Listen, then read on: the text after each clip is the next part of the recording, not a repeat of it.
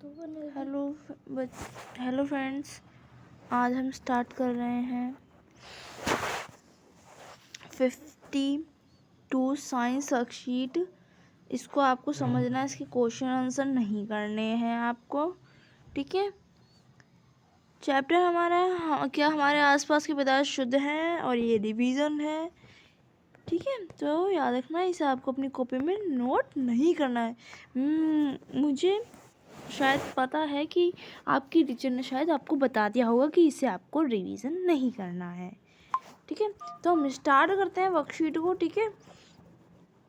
तो आगे हम पढ़ते हैं कि रासायनिक संगठन के आधार पर पदार्थ को तत्व और यौगिक में वर्गीकृत किया जा सकता है। तत्व एक ऐसा पदार्थ है जो मूल रूप है, जिसे हम रासायनिक प्रतिक्रिया द्वारा अन्य सरल पदार्थों में विभाजित नहीं किया जा सकता है, ठीक है।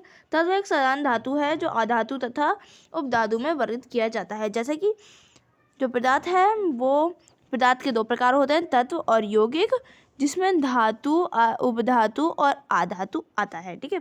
यौगिक क्या है? यौगिक वह पदार्थ है जो दो या दो से अधिक तत्वों की निर्मित अनुपात रासायनिक तौर पर संयोजक से बना है, जैसे जल, कार्बन डाइऑक्साइड, मीथेन, शर्करा, नमक आदि इत्यादि, ठीक है। आगे देखते हैं हम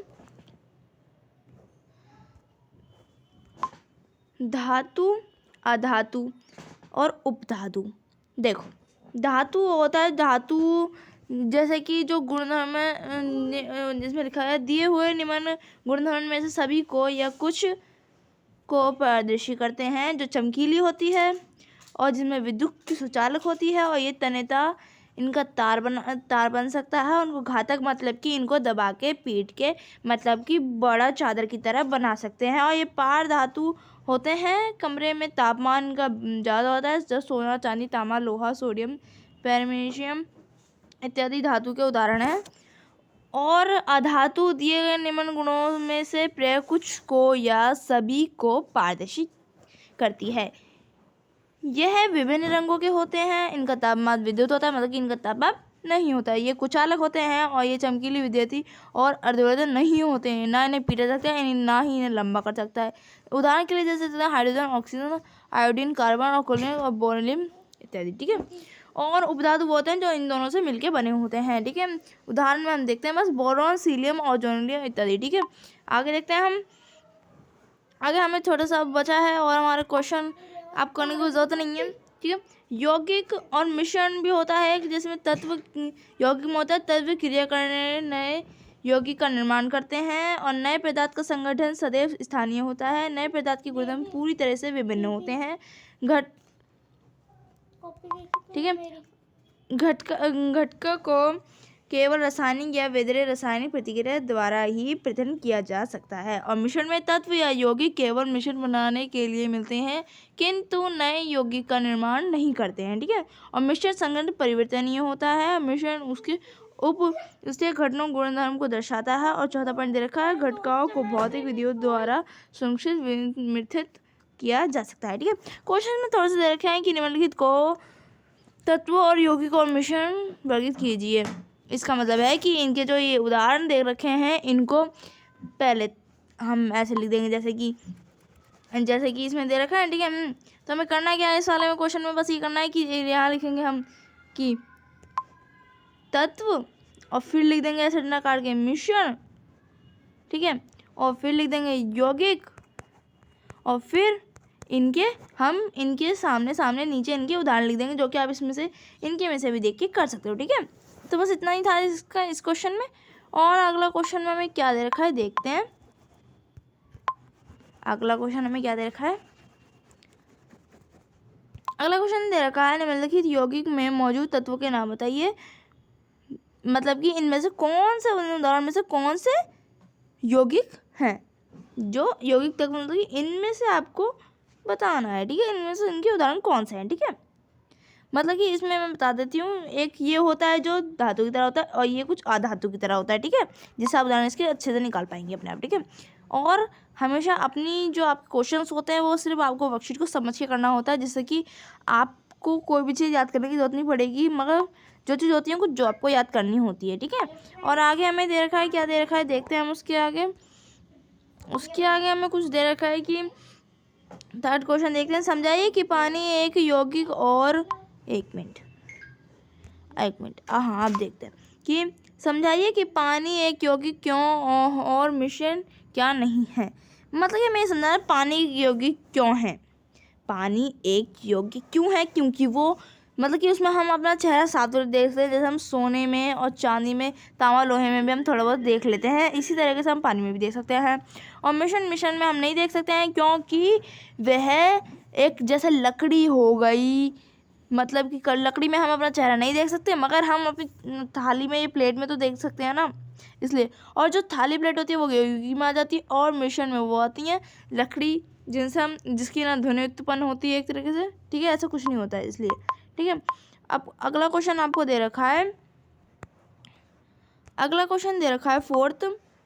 लोहे चूर्ण और सल्फर के मिश्रण को गर्म बनाने वाले यौगिक का नाम बताइए। यदि यौगिक में तनु हाइड्रोजन अम्ल मिलाया जाता है तो विकल्प गैस का नाम क्या बताइए। तो इसमें ज़्यादा कुछ नहीं बताना है आपको, यह है। तो इसमें कौन सी होती है, भौतिक वाली होती है, ठीक है। इसमें कौन सी गैस मिलाई जाती है, भौतिक वाली गैस मिलाई जाती है, ठीक है। और कुछ नहीं है इसमें, ठीक है। तो ये थी हमारी छोटी सी वर्कशीट आज की, जो कि हमने कंप्लीट कर ली, ठीक है। आगे स्टार्ट करते हैं, हम अगली वर्कशीट लेंगे। इसी वीडियो में मैं आपकी अगली वर्कशीट भी करवा दे रही हूँ, जिससे कि आपका जल्दी हो जाएगा काम। इसमें आपको समझना और याद रखना कि नोट नहीं करना है, ओके बच्चों। हाँ, हेलो फ्रेंड्स, ये है हमारी आज की वर्कशीट, जो कि हमारी 83 वर्कशीट है, जो कि मैं दोनों को एक साथ करवा रही हूँ आपको, सॉरी बट, ठीक है। साइंस की है, क्लास 9th की है, और ये है अब अणु और परमाणु पुनरावृत्ति है, रिवीजन की है, ठीक है। तो स्टार्ट करते हैं हम। रासायनिक संयोग के नियम क्या कहते हैं। पदार्थ की संरचना और प्रकृति जानने के लिए अनेकों प्रयोग करने के बाद दो वैज्ञानिक एंटोनी एल लियोवोजिक और जोन्सिस एवं एल और प्रोस्ट ने रासायनिक संयोजक के दो प्रमुख नियम दिए, ठीक है। पहला नियम हमारा आपको बताइए कि द्रव्यमान वाला था। एक मिनट, इसको पहले पढ़ लेते हैं हम, इसको पूरा नहीं, पहले ऊपर वाला ही पढ़ना है। हाँ, तो पहला नियम हमें दिया था, आपको याद है कि पहला नियम कौन सा दिया था, द्रव्यमान संरक्षण का नियम, ठीक है। द्रव्यमान संरक्षण का नियम के अनुसार किसी भी रासायनिक प्रक्रिया में द्रव्यमान ना तो बनाया जा सकता है ना ही खत्म किया जा सकता है। दूसरे शब्दों में किसी भी रासायनिक प्रक्रिया में सभी अभिक्रिया का कुल जो प्रक्रिया में शामिल होते हैं, द्रव्यमान हमेशा उत्पादों के कुल जो प्रक्रिया में बनते हैं द्रव्यमान के बराबर होते हैं। उदाहरण के लिए अभिक्रिया से पहले बेरिलियम क्लोराइड और सोडियम सल्फेट का कुल उदाहरण अभिक्रिया के बाद बनने वाले बेरिलियम सल्फर और सोडियम उत्पादन के द्रव्यमान के हमेशा बराबर होता है, ठीक है। आगे देखते हैं। सेकंड नियम हमारा बताया था स्थिर अनुपात का नियम, ठीक है। स्थिर अनुपात के नियम के अनुसार किसी पदार्थ में उपस्थित तत्वों के द्रव्यमान का अनुपात हमेशा एक ही रहता है। दूसरे शब्दों में किसी पदार्थ के एक अणु में उपस्थित विभिन्न तत्वों के परमाणु के द्रव्यमान का अनुपात हमेशा एक ही। उदाहरण के लिए यदि 9 ग्राम जल को जब अपघटित किया जाता है तो हमेशा 1 ग्राम हाइड्रोजन और 8 ग्राम ऑक्सीजन निकलेगा। कैसे, देखो मैं बता देती हूँ। हाइड्रोजन हमें देते हैं तो 2 दे देते हैं, और ऑक्सीजन हमें नहीं देते। हाइड्रोजन की वैल्यू जो होती है वो 1 होती है, बट दिया हमें हमेशा 2 ही जाता है, ठीक है। जो ये 2 होता है हम इसको आधे कर देते हैं 1, और जो इसकी वैल्यू होती है ऑक्सीजन की वो होती है 16 के आधे हो जाते हैं हमारे 8, ठीक है। इस तरीके से कुछ, ठीक है। इसके आगे देखते हैं हम। इसके आगे हम देखते हैं जो ऊपर हमें दिया गया था, ये रहा।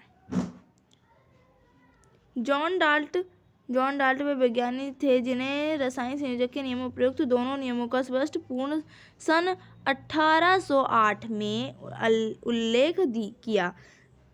डाल्ट ने अपना सिद्धांत पदार्थ का सबसे छोटा कारण परमाणु तक विभाजन होने के आधार पर डाल्ट के मूलभूत सिद्धांत हैं, ठीक है। आगे छोटा सा है,